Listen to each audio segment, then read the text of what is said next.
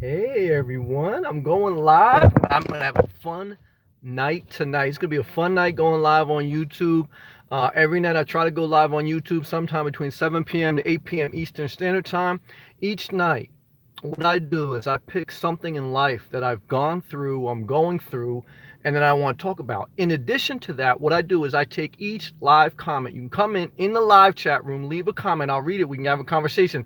Like the first person in the live check-in, Star Pack. What's up, brother? What's going on, Star Pack? Good to see you. I'm very excited tonight. Very inspired. Very thankful. Showed up to work today, and life is all about showing up. As you show up in life to the different things you have to do but you don't want to do, life gets better.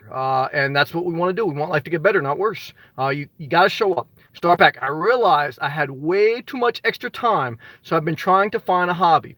Amen. Well, walk outside. Start there. Go walking. Clean up if you need to clean. I think go for a walk. When you're bored, go for a walk. When you're bored, go for a walk. When you are bored, go for a walk, and then you'll know what to do next. Okay. Well, everyone, welcome as they file in. I want to get right into the structured topic tonight, and then we'll get back to live comments. Tonight's topic is buyer's remorse, non-buyers rejoice. Buyer's remorse is associated with a feeling, an emotional feeling you have after you purchase an item, specifically an expensive item, usually associated with buying a car or buying a house. A big ticket item usually brings buyer remorse. Have I personally ever had buyer's remorse? Hell yeah. I the last car I leased a Range Rover. As soon as I drove it off the lot the next day, my spirit was completely deflated. I knew almost immediately that I made a bad decision.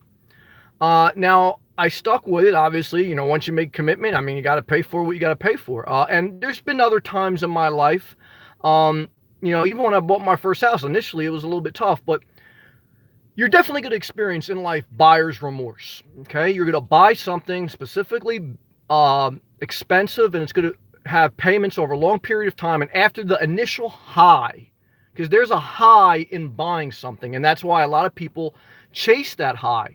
They get all emotional. They think something will change their life. It won't normally change their life. What it will do is make their life worse, not better. Life is about trying to do things, make decisions, position yourself so life gets better, not worse. And when you chase a high, when you're over emotional, you end up in most cases with buyer's remorse. Now, what happens when you don't chase a high, when you discipline yourself, when you walk away from a big purchase? On average, what's going to happen is you're going to rejoice. Instead of the day after waking up with another 60 months worth of payments, another 30-year mortgage or whatever, you're going to actually wake up and you're going to feel free. You're going to feel, oh, I'm glad I didn't make that decision. When you chase the emotional high, you end up with buyer's remorse. When you step away, go for a walk. When you step away, go for a walk and don't give in to the initial uh, uh, uh, trigger emotion to buy something. When you step away from that, you actually rejoice. You feel more empowered. I remember when a girl had basically invited me to something. It wasn't for financial, but she just invited me over to her get together. But I knew she had news. I knew she was trouble. And I didn't give her my phone number. I said, you know what? Thank you. I thanked her. I was very respectful. I appreciate it. It was flattering for her to ask me, but I said I'm busy, or I don't go out anymore, something like that. And I felt so after I said no, and nicely and respectfully, and I thanked her. After I walked away, in my mind personally, I said, Sam, yes. I rejoiced because I stepped away from an emotional high. It would have been emotionally high to hook up with her, to go to this event, but I knew it long term it was bad news. And that's like the same type of discipline you have to have when it comes to making purchases that are just chasing a high. Like, yeah, initially it may be cool to get something, but then long term it may hurt you. Initially it may be good to, hang out with somebody, but they're trouble, but long term it's going to hurt you. Buyers have remorse for a long period of time in their life. Non-buyers, people who walk away from an emotional situation that they know it may bring them temporary happiness, but long-term misery. The people who walk away and the people who encourage you to walk away from making an emotional decision, they're your friends. And that's wisdom. That's when you'll rejoice. I actually see people lately encouraging someone to be over emotional and make an emotional purchase. Now, I don't think you should tell people what to do, but I certainly don't think you should cheerlead people on to, be over emotional. I think you say, look, if you thought this out and this is what you want to do, I say, God bless. But for somebody to love to see you, you can tell when someone's in a frenzy. You can tell. You can tell when someone has house fever, cabin house fever, RV fever, car fever. When someone's in that frenzy state that they have to buy something because they feel like it's going to change their life, and they go through it, it's going to be buyer's remorse. And for people who encourage that, they're not their friends. They're not, now, I understand they may have sympathy and compassion because I'm sure they felt the same thing and they probably did the same thing. But the blind can't lead the blind. That's like when my mom, who's been overweight her whole life, and my mom's been a blessing in my life. I thank God for my mom. But she's been overweight her whole life and struggling with food. When she started giving me advice, when I lost 200 pounds, she started giving me advice on what I should eat, what I shouldn't eat. I said in my mind, I didn't say disrespectfully to her, but I said in my mind, I can't take her advice. She has diabetes. She's still not eating right. So, you shouldn't take advice from people who cheer you on to make poor decisions and they're in a bad situation. That's how the blind lead the blind. But again, you have to just take ownership of your life. And you're going to make the wrong decision. I've made the wrong decision. I shared one example with the car, and there's been other decisions I made that I shouldn't have got. Be very, my message is, be cautious on any big purchase. You normally don't need it. You don't need it. You don't. You can do without it. And even when you get it, what's going to happen is you're going to get into that 2 to 3 year cycle. What does that mean? Every 2 to 3 years, people want to upgrade their car. That's why leasing has become big, and I leased cars. I just told you one experience. It's a cycle. Every 2 to 3 years, people want to upgrade their car, change their car, and that causes a level of poverty. That causes a level of lack of financial freedom. Every 2 to 3 years, people want to upgrade their RV. I see it on Nomad channels. People who have Patreon accounts and everything else, and donations, Amazon links, what do they spend that money on? Upgrading their RV. Drinking alcohol, upgrading their RV. Some of them even have charities. How are you going to help somebody else when you haven't helped yourself? You can't. You can't. And what I'm here to tell you is, how do you own your life? You start by acknowledging and being mindful that buyers have remorse and non-buyers rejoice. Now, if you work hard, you have extra money, and the purchase is below your means, then do you when you're ready to do you. And even if you don't want to listen to that, do you whatever. This is me talking to myself and sharing whoever wants to listen. Buyers have remorse, non-buyers have rejoice. That level of walking away from an emotional purchase will more than likely help you, not hurt you. Make your life better, not worse. Do you want to make your life better, not worse? I want to make my life better. Every day, that's one of my goals, is how can I make my life better? And a lot of times, to make your life better, it's to not buy anything, keep saving, keep working, and live free. A lot of times, to make your life better, it's not with acquisition, it's with something will make their life better. But in actuality, in most cases, taking away something will make your life better. Whether it's taking away a relationship, taking away materialistic items, taking away unhealthy food, taking something out of your life will make your life better on average, rather than bringing something into your life. Because everything you bring into your life is a tax on you, financially, emotionally, and everything else. Because everything you acquire, there's a responsibility for. There's a maintenance. There's a tax not only on your pocketbook, but on your mind, but on your spirit, but on your emotions, but on your time. Everything has a price. What price should you pay? Whatever you want. This is, again, me self-expressing, okay? Everyone has to remember that. This is me sharing what's in my spirit based on how I want to live. You should figure out what you want to do. This is what I want to do, okay? And that's the core of my message tonight. And that's what I wanted to share. I'm not going to beat a dead horse. Now I get into live comments. Okay? Let me roll down my windows. I know there's a little sun glaze here, but it's summertime and I like that. I like when the sun comes out. The sun stays out late. I like that a lot. Praise the Lord. Jake, every time I don't want to do something, I just say to myself, just show up. That's wisdom. It really helps me in getting motivated to do stuff. Well, that's wisdom, brother. Good job, Jake. And I seen you comment on Rusty channel. I love you, Jake. Love and respect. Jake asked Rusty about cash flow. Be careful who you have. I love Rusty. Rusty was a huge part of my inspiration. But I love you, Jake. I love Rusty too. What I'm here to say is, if you learn in life to show up, to work on Monday consistently, your life will be better, not worse. If you learn to show up to the gym in the morning, even though it's a pain in the ass, your life will be better, not worse. In life, I know it sucks, but I do it, and this is something I live. Okay, I practice what I preach. Okay, if you consistently, especially until you can do something else, if you show up, your life's going to get better, not worse.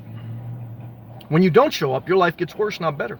Make a mental note of that. Change your whole damn life. Anna Young. I saved and bought me a new car with cash. Well, good job. No payments, no interest. Well, I'm not mad at that. The last loan I got, which I'm still paying off, is a loan with no interest. Zero down, no interest. I go back and forth in my mind, been paying it off more rapidly. Why? I mean, I could pay it all off cash now for the remainder of it. In one sense, you did the wise thing. But in one sense, I like having extra cash. I mean, I probably hoard a little bit. I like having extra, especially if there's no interest. But it is extra cash and rather have a payment. But there is a mental burden, and that's why I guess I'm paying it off quicker, even though I don't have to. There is an extra mental attachment. Like I say, there's some things you get taxed financially, and there's some things you get taxed mentally. There is a mental tax knowing you have that monthly bill. That being said, once you pay off all your bills, which I've done at different points in my life, is that you're always gonna have some bills. You're always gonna have a cell phone bill. You're always gonna have, some things. But you can get down to pretty close to nothing, which I'm pretty close there. But that's wisdom. Obviously, what I always say is you should always have 12 months worth of emergency, unless you're in a dire situation and you just have to get on your feet. Then it is what it is. Okay. But in my opinion, it's my opinion. I don't think, like, let's say a brand new car, if you wanted to get a lower end car, I don't think anyone's account. Okay. I think if you have $40,000 in your savings account, which not many people do, then you pay $20,000 on Dickens. Hey, Sam, hand wave emoji. Love and respect, creepy. Joey, good to rest. What's up? Hey, what's up, man? Good to see you, Joey. These days, nothing at all. Only articles online. There was a season of my life where I tried to acquire as much wisdom, read as much different literature as I could. Various things through spiritual literature, business literature, poetry. I really tried to cram as much as in I could. Electrical theory when I was studying that. I'm just not reading anything at this point. Like I say, if I had one book to recommend other than a spiritual book, because I don't want to push religion on anyone. Obviously, I believe in the Bible in context, and I don't believe in it all as written necessarily, okay? Because I understand that book was put together by men at a certain time, pressured by the government, and there's no woman's perspective in that book. But beyond that, the Bible has helped me. Beyond that, what I would say is Who Moved My Cheese, which I did a video on. Who Moved My Cheese is a basic, simple, short book based on adapt to change. Because the cheese of life, wherever there is something where there's abundance, it eventually goes away, and what you have to learn in life is to move, to find new cheese, and to adapt and to grow. That's a general book that is really no agenda other than to teach you adaptation and change. That's the book I would recommend for anyone out there. George, what's up, George? Hey, Sam, what's up, man? Good to see you, man, George.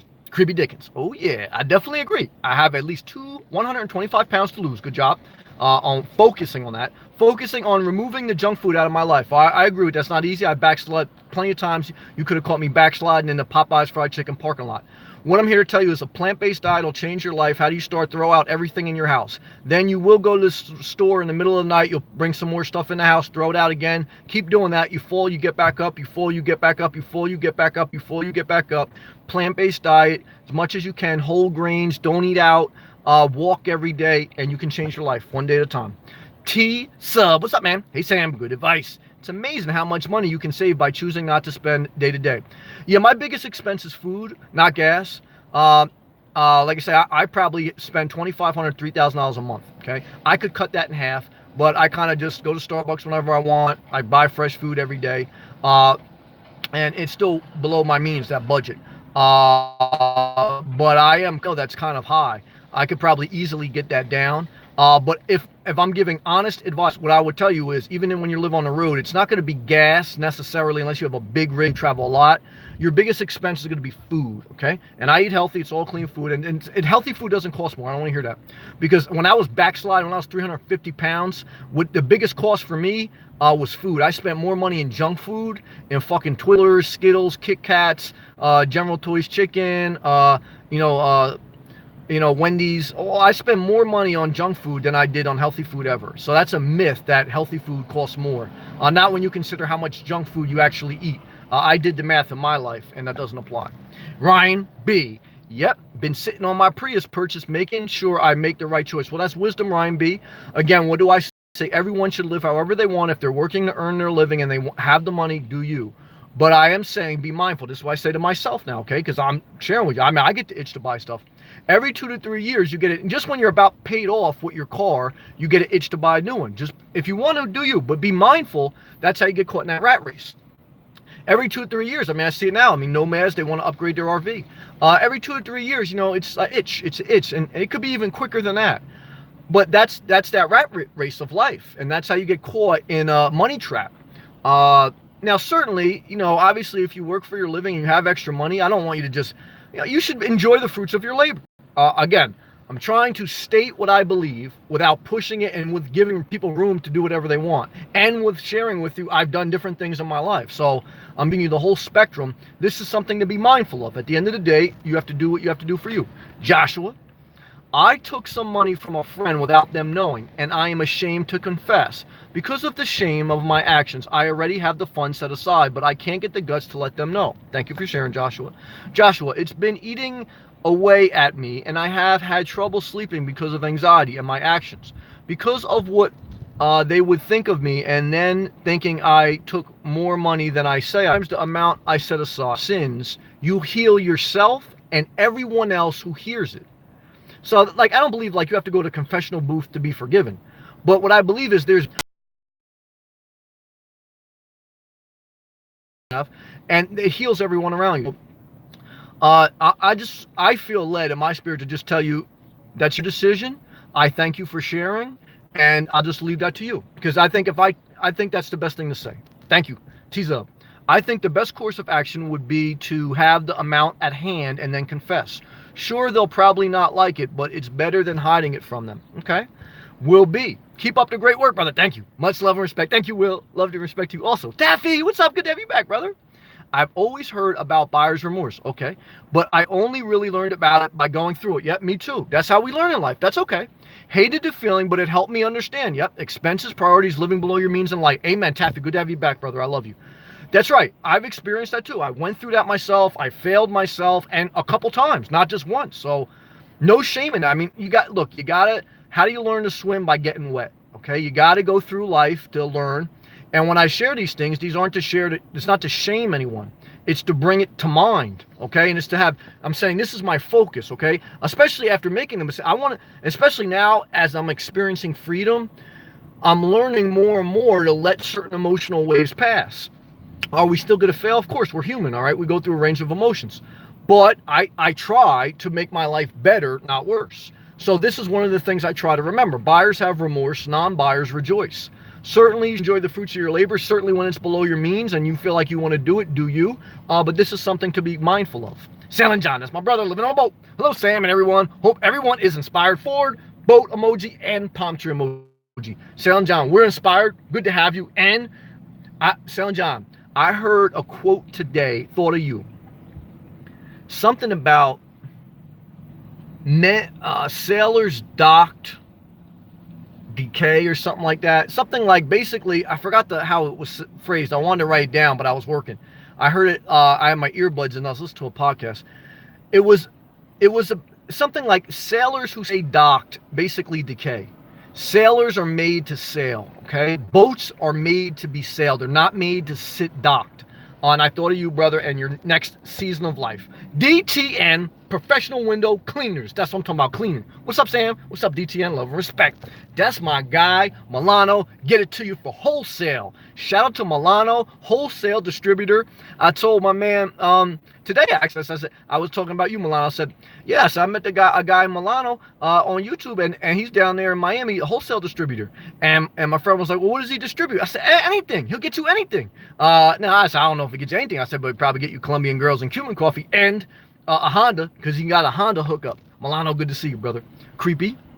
Thanks, Sam. Great advice. I'm going to start walking tonight. Good job. And just take it one day at a time. That's wisdom. I put too much pressure on myself. Okay. Yep. And always end up failing. Okay. I'm glad you're sharing. It's good. This time will be different, though. Yep. I like how you ended it positive. Hand clap emoji.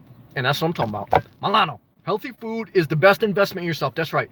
I don't care if you spend $5,000 a month on healthy food. Let me tell you something. I've been on the hospital bed, okay, hurting in pain. Let me tell you something. When you're there, nothing else matters. Nothing else matters. Living in an RV, living in a house, nothing else matters. What matters? Your health. That's it. Your health is your most important investment. And how do you get it together? You don't need to join Weight Watchers. I lost 200 pounds. I didn't have a personal trainer. I didn't do any supplements. I didn't do any fasting. You know what I did? I stopped eating out and I went for a walk every day. And slowly but surely, over the course of 3 years, I got it off. Then after the course of another 4 years, I maintained it off. You got to take it one step at a time. I was barely able to tie my shoe at one point, okay? What I'm here to tell you is you can do it. You got to take it one step at a time, okay? Got to go forward. Yeah, DG. DG's in the building. That's my guy, Dario. I'm not going to say his last name. I almost said his last name. I'm going to call him DG. Shout out to Uruguay, okay? My brother's from Uruguay, okay? And they lost in the World Cup. We're very disappointed. Who they lose to? France, okay? Dario's pissed. Okay, he had his Uruguay jersey on. He wanted them to win, but we don't always get what we want, okay? I wanted a hot Asian milf. I didn't get her, okay? Now, am I happy I didn't get her? Yeah. Believe me. Like, initially I had buyer's remorse. Now I have non-buyer's rejoice. Now, what I'm here to tell you is, who do we want to win the World Cup now? Well, I really don't care. Dario says he wants Europe to win now, okay? He's very pissed at France, okay? I got love and respect for France, but Dario, very upset, okay? Good job. Dario, good to see you. Susan, hello, Sam and company. Good to see you, Susan. Chevy Life, that's my guy, doing full-time at a Chevy Spark, I think, with swamp ass down in Florida. Hey, Sam, when was the last time you slid on a bucket of KFC? I don't like KFC anymore, but I'm going to share that with you. How long has it been plant-based? Going on 7 years now, basically. Yeah, because it's been about 8 years since I really started my journey. What am I, 38 now? I started around 30, so about 8 years. No, 6 years. 6 years plant-based. The first 2 years I was experimenting with different things. The 6 years ago I started plant-based. It took me about another year or so to adapt to that. So I would say 5 years strong of plant-based diet. The first couple years were twinkling, but that's what I would say. Now, when was the last time I backslid? I would say about 2.5 years ago. I was in Popeye's Fried Chicken, and there was another chicken spot out here. Shout out to Long Island, Pudgy's Fried Chicken in Long Island, and Chicken Holiday in Jersey. Those were my fried chicken spots. What I'm here to tell you is, and the reason I was backsliding is because at that time I did a video of the different faces I had. My one real fat body when I was like 350 pounds, and then I got all the way down to 150 pounds. I was like basically anorexic. I mean, for my body frame, almost 6 foot and as wide as I am. And I was barely, I was eating enough to live and healthy, but I was like very lean. And so what would happen is once in a while I would get in a feverish pitch to eat a lot, because like I was really disciplining myself, but I was scared to eat anything. I spent 2 years at around 150 pounds because I was determined not to put the weight back on. And then like towards that last year, I was like, well, I want to eat a little bit. I'll cheat once in a while. But what I found is when I cheated, my body completely shut down. That's why I don't believe in cheat days. I believe in a lifestyle change. When I would eat fried chicken or eat some type of unhealthy food, my body would completely shut down. And I knew immediately I shouldn't be having that. And I had buyer's remorse when I would eat that food. And I would feel sick. I shout out to AJ, living in Miami Beach in his Toyota Prius. He just sent me a message that he's a pescatarian, meaning he's mainly plant-based with a level of fish. He just eat a bunch of shit. He just got sick. He's in the hotel room right now. Love and respect you, AJ. What I'm here to tell you is, then once you lose a lot of weight, and you're gonna have to discipline yourself a little bit, you have to really cut back on a lot of shit. Then you have to balance out, and you have to find a fulfilling lifestyle that allows you to, like, I overeat a little bit healthy food, but it's all healthy. It's not anything like basically processed, nothing fast food. and I'm 215 pounds now. I kind of weighed that for the past 8 months. So staying in that range, now I'm completely living a life that's, I don't have hunger at the end of the day. Like when I lost all that weight and I got back to 150 pounds, I had hunger, but I was like, fuck it, I'd rather have hunger than go backwards. But to sustain, that's the key. Now, once you lose a lot of weight, you got to sustain it off. I had to develop a lifestyle that allowed me to eat enough where I was fulfilled and I wasn't hungry, so I wouldn't backslide, but not enough where I ever want to have junk food again. So I found that balance by the different things that work for me. But you go through those different seasons because it's losing weight and then sustaining it off. And you have, in the beginning, you're going to be hungry because you're changing everything. And then you have to figure out, how do you live a lifestyle where you're never going throughout the course of the day where you're hungry, but you're also not going throughout the course of the day where you're stuffing yourself with sugary cookies and fast food. I preach mind, body, and soul. I don't preach going to the desert, eat Dunkin' Donuts, and then not have health care, and then try to run a nonprofit organization. I don't believe in that. There's people out there doing that right now on YouTube. I think it's a disgrace. Some people get upset with me, but I don't care. I don't believe in it. That's a long-winded answer, but that's what I feel. Blanton Stammy. First time watching you on the live stream. Good to have you. Only 3 more semesters of college, and I'm debt-free. There you go. You're motivational. Thank you. Love and respect to everyone out there going to college, trade school, or anything else. Now, I do believe you have to have certain certifications to move your career forward. I have some. I put in the work to get some. And what I'm here to tell you is good job. Never neglect, though, the value of work, right? Because there's education, there's theory, there's degrees and certifications. There's nothing like work equivalent experience. Got to get out there in the workforce, but good job. Let me tell you something. My biggest career piece of advice is start. My second biggest career piece of advice, if you live below your means, you can own your career, okay? If you get out of college and you get a job paying $40,000, and let's say eventually in 10 years you move up $100,000 plus, if you buy a vacation home, if you buy 2 cars, if you buy a lot of square footage house, it's not going to matter if you make over $100,000 a year. It's not going to matter if you, sometimes you make $200,000. I mean, you'd have to be in the 1% of society where you make over $1 million a year, and even those guys go bankrupt sometimes. Live below your means. Even if you make $50,000, then you own your life. Your biggest expense is going to be having a child. It costs approximately $250,000 to raise a kid from 0 to 18. Your biggest expense in life is not your car, it's not your house, it's having a child. Okay? Am I saying you shouldn't have children? No. If you want children, you should have them. Well, you should be aware that's your biggest expense. My man right now, bringing his kid through daycare in the summer, guess how much that shit costs? $1,500 a month, okay? $1,500 a month for daycare in the summer. You think that ain't some serious shit? That's serious shit, okay? That's why a lot of people stressed out. You gotta be very careful when you have kids, okay? Coco Nelly. Hey, Sam and everyone. I hope everyone is having a good Monday. That's why I like Coco. Positivity. Zelda. Hey, Sam. The magical beach island emoji and another beach island emoji. Dario G in the house laughing his ass off. Good to laugh. Jennifer M. Hey, Sammy, just tune in. Good to have you. Play the background and continue to heal and go forward, and you're going there. Miss Serendipity. Hey, Sam. What's going on? Joshua. Thanks. I know the correct choice. I just have been putting it off for such a long time. I know the actions I need to take. Love and respect you. Love and respect you also. Peace be with you, brother. Your videos are a blessing. Thank you. Glad I found your channel. Glad to have you. Peace be with you. Amen. Neil. Hey, Sam and everyone. Sunglass face emoji. I like that emoji too. Chevy life. Gotta run. Swamp ass. Keep it swampy, my brother. Hey, you know I will. But fan blowing up my ass tonight, and it's not that humid tonight. Love and respect. Tease up. Hey, Sam. Any advice for a construction job interview tomorrow? Okay, that's a good question. Also, how do you face the possibility of rejection without getting depressed? Okay, first question.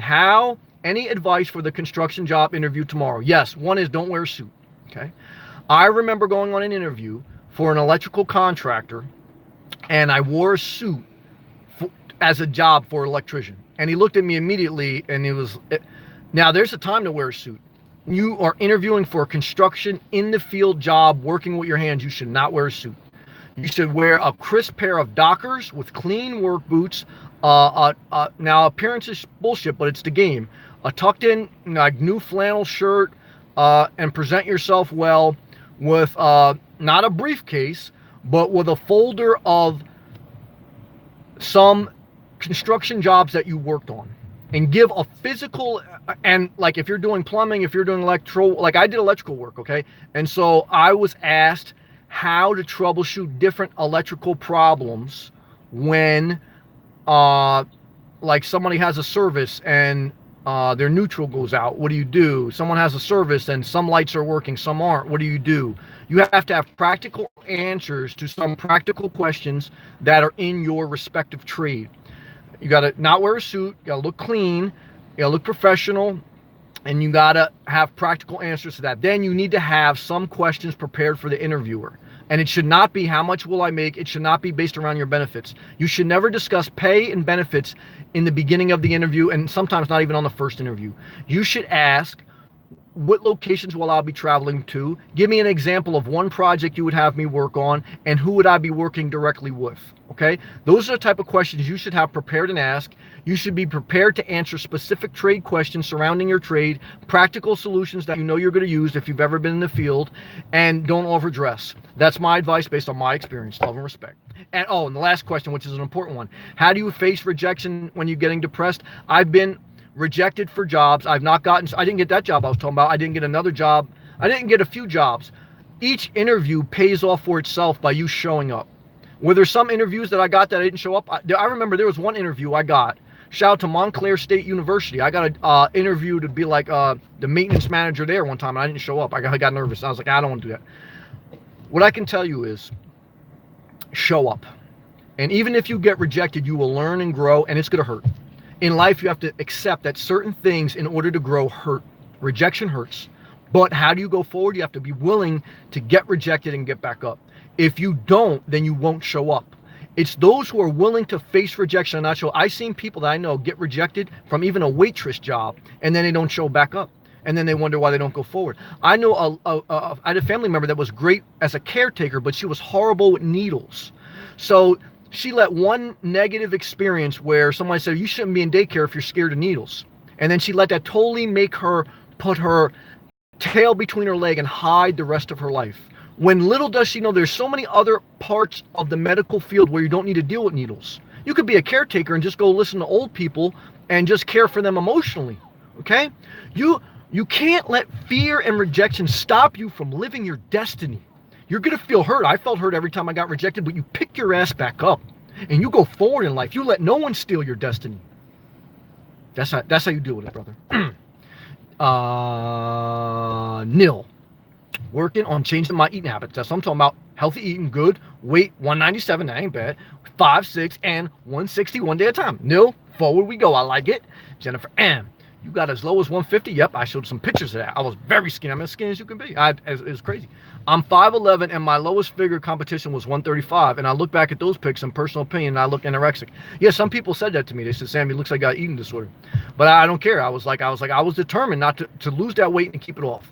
So look, sometimes you got to get extreme. Now, to maintain that off, to sustain your life, you have to balance it out. But sometimes in life, you got to get extreme. Do I regret doing that? No. I mean, I felt the pain. I felt the pain of people who struggle with an eating disorder, because you're scared to eat anything. I've also felt the pain of being obese, where you can't stop eating. Okay, I felt both extremes, and I'm better off for it. But I see why some people don't make it out of that dark place.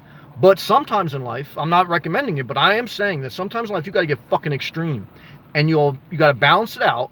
But this is my experience, just based on my life. Jennifer M. I quit competing 2 years ago and gained 15 pounds back, which was great. Then gained 15 more with a broken leg. That's understandable. But now healthy, 150, that's what I'm talking about, and never want to look like I did when I competed. Well, one is I understand what you're saying in context, but try to avoid negative self-talk, which even that could be. I understand what you're saying though in context. I don't want to take you out of context. All I can say is even that though was a great experience for you, just like for me. So embrace that experience, that you were able to feel a certain emotion that you can relate to other people, so that will help you in your ministry, right? Your life ministry, and go forward. That's what I'm talking about. The ICE thesis. Considering you live in a car, what would you do at night if you got in a car accident? Thanks, much love from Baltimore. Shout out to Be More. I've walked Inner Harbor many times. I think I did a video. I went to Flint Hustler House, and all downtown Baltimore. What I can tell you is this. If you get in a car accident, what you do is I have insurance where they pay for a car rental for up to $1,500. But even if it went past $1,500, then I would just rent a car if it wasn't covered under my insurance, okay? When you live out of your car, you have extra resources. You should be able to save some money. So it's the same thing you do when it's sick. It's the same thing you do when there's extreme weather. You have the resources and the flexibility to adapt. So if you got in a car accident and you need to rent a car, you rent a car because you have extra financial resources. If you got sick and you needed a place to stay, you got that sick, then you rent a hotel room. If it was very cold or very hot outside, you could rent a hotel room. You can even rent an apartment for a couple months. You should have extra resources because you should be working. You shouldn't just be draining savings unless that's what you want to do. All I'm trying to say is either way, whether you're living off savings or whether you're working, you should have extra resources. If you don't, there's a bigger problem than your living situation. There's an income problem, right? Because living below your means doesn't mean like you just don't spend. It means you make money, however you're going to make it, and your expenses are lower than that on a monthly basis. And then with the reserves, you have more resources to do different things. You have flexibility, you have power, you have empowerment, you have freedom. Freedom is not just no bills. Freedom is also income and the ability to direct that income however you choose. Very important. Good job. Good question. T-Zub, amazing stuff, man. That's what I'm talking about. Thank you, T-Zub. Forgive me if I say that name wrong. I'm just going to say true love because that's what I like at the end. Thumbs up and then laugh. Good. It's good to laugh. Dustin, what's up, Dustin? B-Mall's in the house. Yes, shout out to Baltimore. Jennifer M, no shit. That gaining weight made me have lots of negative thoughts. That's understandable. I've been there, and I have to look in the mirror and realize that my health was happiness more than a trophy on a stage. Amen. This is what I also want to tell you. This is what I experienced, okay? I was getting more ass when I was fat. Truth be told. Why? Because I got a good personality, okay?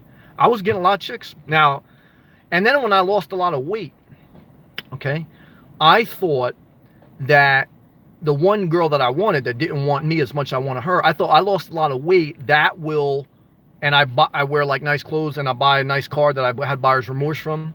I thought that would make her like me more. Opposite. And what I've also learned in life and being with enough girls to say I'm blessed is that girls, women actually want you to be a little bit overweight. Why? Take some of the pressure off them. Now, look, if you're just like, some hot guy they're going to bang one time, then it is what it is. But if you're going to be in a relationship, girls actually want a little, they don't want you to be unhealthy, but they want you just to be, not too like muscle mania. Why? Because, they don't want too much pressure on them. Here you are busting your ass at Planet Fitness, doing 50 fucking reps of maxed out weight. You over there doing 20 crunches. You just bought a fucking new Honda Civic because you think you're going to pull up and bag this chick. And she's going to, who she's going to do?